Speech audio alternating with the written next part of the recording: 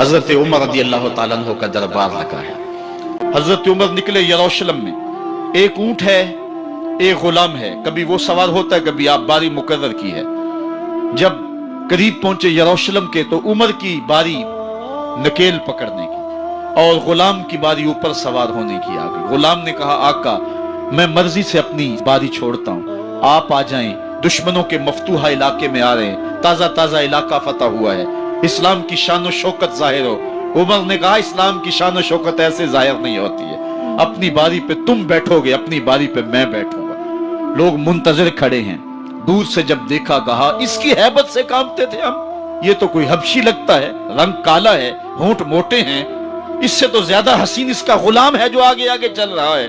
حضرت ابو عبیدہ نے کہا دھوکہ کھا رہے ہو، ہمارا آقا وہ نہیں ہے جو اونٹنی کے اوپر سوار ہے، ہمارا آقا وہ ہے جو لگام تھامے آگے آگے چل رہا ہے۔ حضرت عمر رضی اللہ تعالیٰ عنہ کو آگے بڑھ کے جابیہ کے مقام پہ حضرت ابو عبیدہ بن جراح نے استقبال کیا، تو حضرت عمر آگے بڑھے اور انہوں نے آگے بڑھ کر کے حضرت ابو عبیدہ کے دونوں کندھوں پہ ہاتھ رکھا، اور سنو حضرت عمر نے کیا کہا، کہا لا الہ الا اللہ انا کنا اذل قوم فاعزنا اللہ بالاسلام۔ کہا کہ لا الہ الا اللہ، اے ابو عبیدہ بن جراح، ہم ایک ذلیل قوم تھے اور اللہ نے ہمیں اسلام کی وجہ سے عزت عطا کی ہے، اور میں تمہیں ایک تاریخ ساز بات کہنے لگا ہوں، اور وہ یہ ہے کہ جب تک ہم اس عزت والے اسلام کے دامن کو تھامے رہیں گے ہماری عزت قائم رہے گی،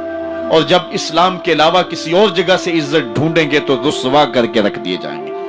یہ ہے وہ خلاصہ جو حضرت عمر نے امتوں کے عروج و زوال کا بیان کیا ہے۔ اس امت کو جو خیرات ملی ہے تخت و تاج کی،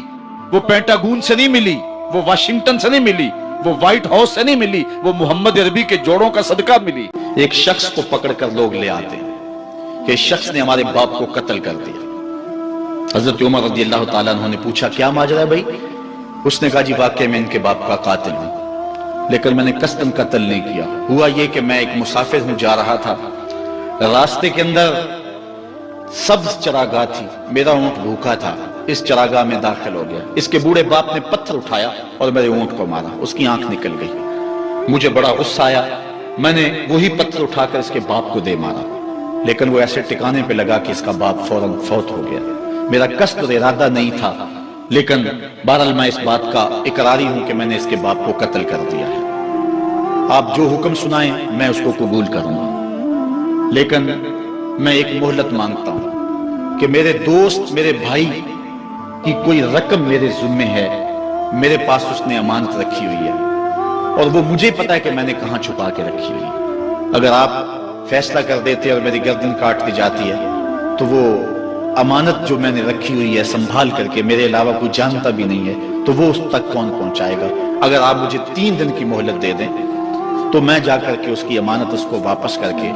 پھر واپس آؤں گا، پھر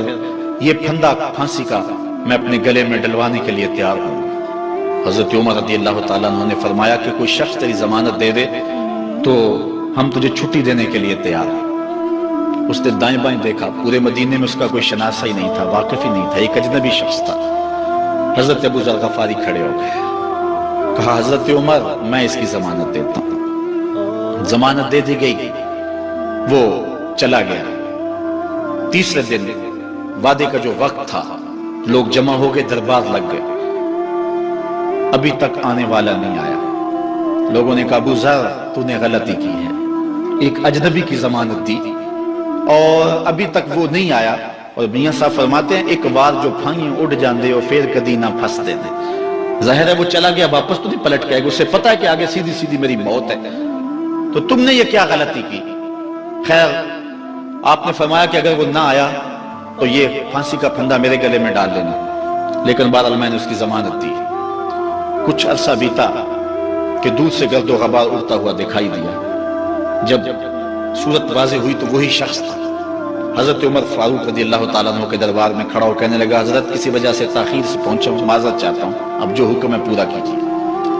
حضرت عمر رضی اللہ تعالیٰ عنہ اس کے پھانسی کے احکامات جاری کر چکے تھے۔ آپ نے فرمایا کہ ابو ذر یہ بتا کہ تو نے اس کی ضمانت کیسے دی جب تو اسے جانتا نہیں تھا؟ تو سن حضرت ابو ذر غفاری نے کیا کہا، کہا ایک اجنبی میرے محمد کے مدینے میں پناہ مانگ رہا تھا اور اس نے چاروں سمت دیکھا اور کوئی شخص نہیں تھا جو اس کو امان دیتا اور اس کی ضمانت دیتا، تو میں نے اس لیے ضمانت دے دی کہ نہ بھی آیا تو اپنی جان چلی جائے گی، کل کو یہ تو نہیں کہے گا کہ محمد کے مدینے میں کسی نے ضمانت مانگی تھی، پورے شہر میں کوئی ضمانت دینے والا نہیں تھا۔ اس کو کہا کہ انہوں نے تو ضمانت دے دی، میاں اب تو بتا کہ تو چلا گیا تھا، تجھے جانتا کوئی نہیں تھا، نہ پلٹ کے آتا تو تجھے کوئی پوچھنے والا نہیں تھا، تو تو نے یہ دوبارہ موت کے منہ میں کیوں اپنا سر رکھا ہے؟ تو اس نے کہا کہ میں نے کہا کہ ایک اجنبی کی ضمانت ایسے شخص نے دی ہے جو مجھے جانتا بھی نہیں ہے، اور اگر میں نہ گیا تو لوگ قیامت تک اجنبیوں پر بھروسہ نہیں کریں گے کہ اجنبی یوں سلوک کیا کرتے ہیں۔ تو حضرت عمر رضی اللہ تعالیٰ عنہ اس کے پھانسی کے احکام جاری کیے، تو جن کے باپ کو قتل کیا تھا وہ بیٹے کھڑے ہو گئے، کہنے لگے تاریخ کی کالک ہم اپنے منہ پہ ملیں گے، ہم بھی اپنے باپ کے قاتل کو معاف کر دیتے ہیں۔ انہی حضرت عمر کی کہانی ہے، وادی تہامہ سے گزر رہے تھے کہ بچوں کی طرح بلک بلک کے رونے لگے، کہا عمر جوان آدمی ہو اور بچوں کی طرح بلک کے رو رہے ہو؟ کہا تم نہیں جانتے، مجھے بچپن کی کہانی یاد آ گئی۔ کہا کیا کہانی ہے؟ کہا یہی عرض تہامہ تھی، میرے باپ خطاب نے مجھے 5 اونٹ دیے تھے، کہا انہیں لائن میں کھڑا کرو سیدھا، میں آگے والا سیدھا کرتا تھا، پیچھے والا ٹیڑھا ہو جاتا، پیچھے والا سیدھا کرتا، آگے والا ٹیڑھا ہو جاتا، میرے باپ خطاب نے مجھے بڑا مارا۔ کہا ایک عرب کے بیٹے ہو کہ تم سے 5 اونٹ لائن میں کھڑے نہیں ہوتے؟ کہا ایک زمانہ عمر پہ وہ تھا کہ اس سے 5 اونٹ لائن میں کھڑے نہیں ہوتے تھے، اور آج شرق سے لے کر غرب تک 23 لاکھ مربع میل کی حکمرانی اور انسان بھی لائن میں کھڑے ہیں، یہ محمد عربی کے جوڑوں کا صدقہ نہیں ہے تو اور کیا ہے؟ عمر سے تو 5 اونٹ لائن میں کھڑے نہیں ہوتے تھے۔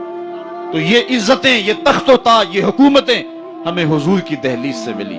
جب ہم نے اس دہلیز کو چھوڑ دیا تو دنیا کے اوپر رسوا ہو گئے اور ذلیل کر کے رکھ دیے گئے۔ ہماری اخلاقی پستی اور زبو حالی نے ہم کو کہیں کا نہیں چھوڑا ہے، دامن رسالت ماب کو چھوڑ دیا ہے، پھر رسوائیاں مقدر نہیں ہوں گی تو کیا ہوں گی؟ آئیے ابھی بھی موقع ہے، توبہ کا دروازہ بند نہیں ہوا، رب سے بھی معافی مانگ لے، گنبد خضرا کے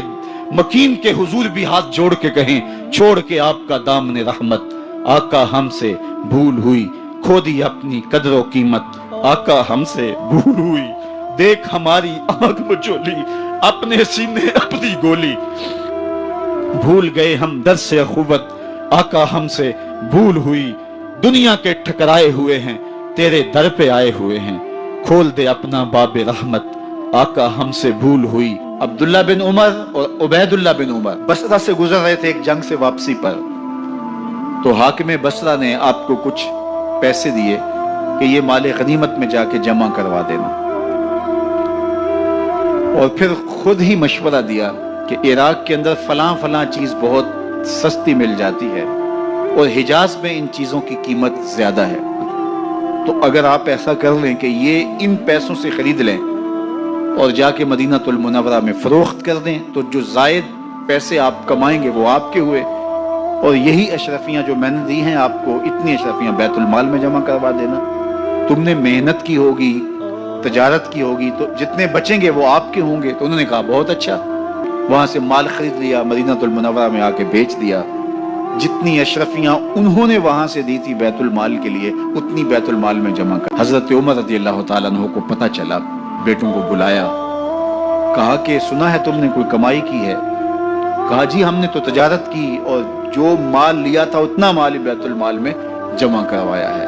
کہا تم بیت المال کے پیسوں پر کمائی کی ہے، وہ پیسے بھی تمہیں بیت المال میں جمع کروانے پڑیں گے۔